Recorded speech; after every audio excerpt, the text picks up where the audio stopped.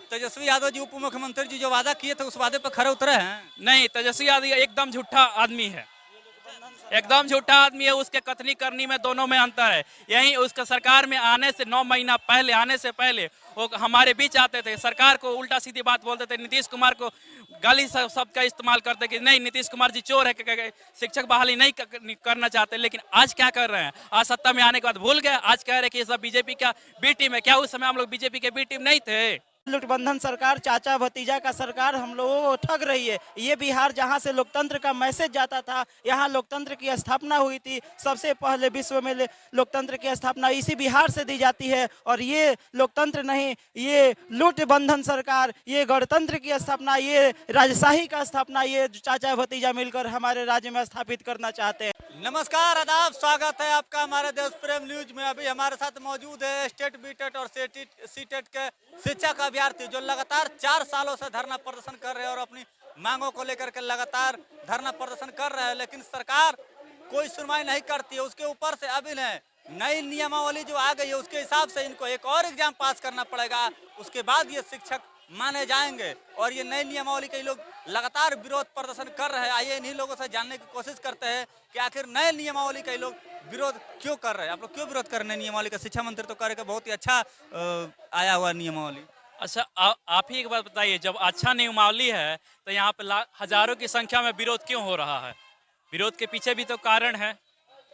आप बताइए, पिछले 4 सालों से हमने सीटेट, बीटेट, एस्टेट क्वालिफाई करके इंतजार कर रहे हैं। हर कैबिनेट में सरकार कहती है कि अगले महीने नियोजन की प्रक्रिया हम शुरू कर देंगे, अगले महीने नियोजन की प्रक्रिया शुरू कर देंगे। करते करते आज पिछले 4 साल बीत गए। 4 साल के बाद अचानक आप कह रहे हैं कि हम बीपीएससी के थ्रू एग्जाम लेंगे तब आपको नियुक्ति करेंगे। ये कहाँ का न्याय है?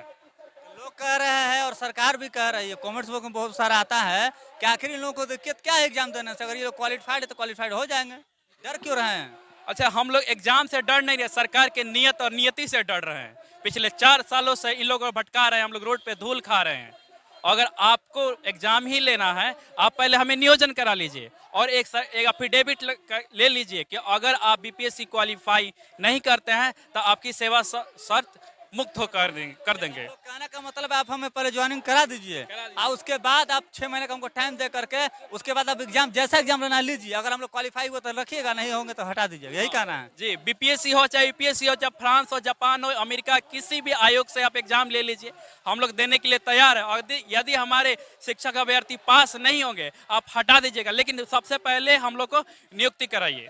क्या कहिएगा, तेजस्वी यादव जी उप मुख्यमंत्री जी जो वादा किए थे उस वादे पर खरे उतरे हैं? नहीं, तेजस्वी यादव एकदम झूठा आदमी है, एकदम झूठा आदमी है। उसके कथनी करनी में दोनों में अंतर है। यही उसका सरकार में आने से 9 महीना पहले, आने से पहले वो हमारे बीच आते थे, सरकार को उल्टा सीधी बात बोलते थे, नीतीश कुमार को गाली शब्द का इस्तेमाल करते कि नहीं नीतीश कुमार जी चोर है, शिक्षक बहाली नहीं करना चाहते। लेकिन आज क्या कर रहे हैं? आज सत्ता में आने के बाद भूल गए, आज कह रहे हैं कि ये सब बीजेपी का बी टीम है। क्या उस समय हम लोग बीजेपी के बी टीम नहीं थे? तेजस्वी यादव उसी टाइम ये बात बोले थे कि बड़का झूठा पार्टी से बड़का झूठा मुख्यमंत्री है हमारा। जी बिल्कुल, उसी टाइम ये बात बोले थे उन्होंने। तो ये क्या कहिएगा, नियमावली का जो विरोध आप लोग कर रहे हैं, नियमावली सरकार वापस लेगी कि नहीं लेगी? नहीं, हमें नियमावली वापस नहीं करनी, हमें नियमावली में संशोधन चाहिए कि हमें एग्जाम नहीं देना है। पहले हम नियुक्ति लीजिए, नियोजन कराइए, उसके बाद एग्जाम लीजिए।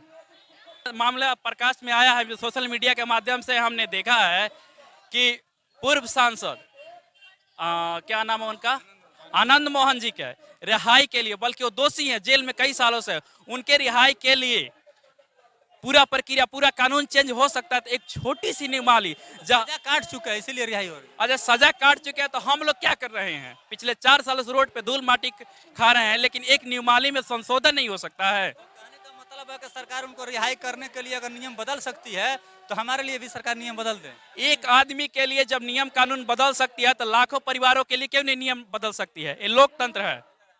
क्या कह रहे हैं, नियुक्ति पत्र पहले फिर प्रवेश पत्र? जी सर, क्या कहिएगा? सर ये सरकार केवल परीक्षा हम ही लोग दे और 9वीं फेल उप मुख्यमंत्री और मुख्यमंत्री के दावेदार बन रहे हैं, जबकि हम लोग संविधान में तो कहीं लिखा नहीं हुआ है कि जाहिल और मतलब कि पढ़ा लिखा आदमी ही मुख्यमंत्री और प्रधानमंत्री बनेगा। उसमें तो लिखा हुआ नहीं है कहीं। यही दिक्कत है सर कि अनपढ़ लोग 9वीं फेल लोग 8वीं फेल लोग बड़ बन जाएंगे पोस्ट पे, उप मुख्यमंत्री मुख्यमंत्री बन जाएंगे, तो ये लुटबंधन सरकार।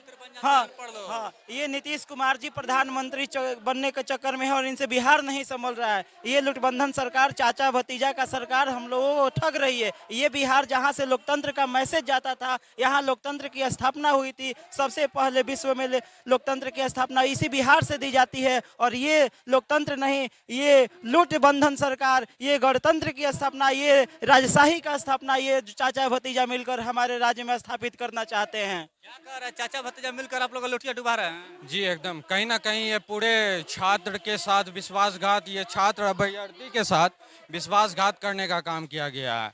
जो उप मुख्यमंत्री जी हैं, जो युवाओं को, हम लोगों को उनसे उम्मीद था कि आने के बाद सत्ता में, और जो उन्होंने वादा किए थे कि कलम से 10 लाख जी पहले कैबिनेट के पहले कलम से 10 लाख युवाओं को नौकरी देंगे, आज वही सत्ता के लोभ में चाचा भतीजा शिक्षा को गर्त में ले जाने का काम कर रहे हैं। बोल रहे कि इस साल 2.5 लाख वैकेंसी देंगे टीचर का, खाली टीचर का 2.5 लाख।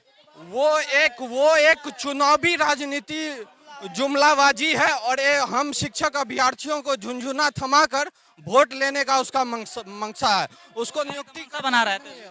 बिल्कुल बिल्कुल, इनका बिल्कुल मुद्दा है कि 24 और 25 किसी तरह पार कर जाएंगे। लेकिन माननीय मुख्यमंत्री और माननीय तेजस्वी यादव जी को ये साफ साफ हम आग्रह भी करते हैं और संदेश भी देते हैं, खुली चुनौती भी है। अगर नियमावली में संशोधन नहीं होता है तो बिहार में 40 के 40 लोकसभा पे आपको धूल चटाने का शिक्षक अभ्यर्थी काम करेंगे, और 2025 में 243 विधानसभा पे आप खत्म, जीरो। और दूसरी बात ये कहेंगे, आप समझ रहे हैं आजकल जेडीयू क्या किए, भीम संवाद शुरू किए। ठीक है, बाबा साहब डॉक्टर भीमराव अंबेडकर ने कहा था कि 21वीं सदी हमारी होगी, उन्होंने लोकतंत्र की स्थापना की। ये बात याद रखिएगा, ये लोकतंत्र में हम लोग जीते हैं। अगर ये समझ रहे कि गांधी के बच्चे हैं, गांधी के बच्चे नहीं हैं। अब जहाँ एक गाल पे चट्टा मारिएगा दूसरा थमा देंगे। हम अंबेडकर के बच्चे, सरकार के हलक में हाथ डालकर अपने अधिकार छीन लेंगे। सरकार के हलक में हाथ डालकर अपना हक छीनने की बात कर रहे हैं ये लोग। इन लोगों का कहना है कि सरकार हमारे साथ अन्याय कर रही है। जो तेजस्वी यादव वादा करके आए थे कि आते के साथ पहली कैबिनेट में 10 लाख रोजगार देंगे, कहीं ना कहीं वो अपने वादे से मुकर गए हैं और आने वाले 2024 में 40 का 40 लोकसभा सीट उन्हें हराने का काम करेंगे, उन्हें मुंह तोड़ जवाब देने का काम करेंगे। तो साथियों, आपकी क्या प्रतिक्रिया है कमेंट्स बॉक्स में जवाब जरूर दें। अगर आप हमें यूट्यूब पर देख रहे हैं तो सब्सक्राइब करें, फेसबुक पर देख रहे हैं तो शेयर करें। धन्यवाद। आप देख रहे हैं देश प्रेम न्यूज।